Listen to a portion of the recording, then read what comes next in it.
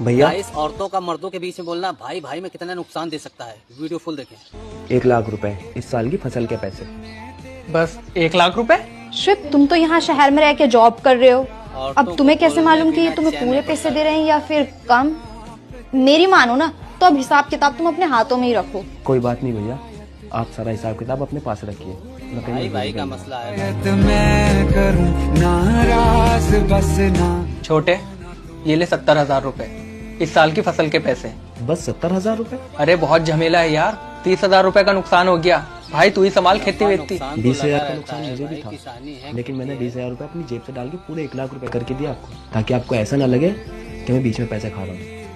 भैया, जब भी किसी चीज का हिसाब किताब हो रहा हो ना, तो घर की औरतों को हमेशा दूर रखना चाहिए, वरना ये औरतें जमीन के साथ साथ अपनों में भी बंटवारा वीडियो करा अच्छी देंगी। लगी हो तो लाइक और शेयर करें। चलता हूँ। जिंदगी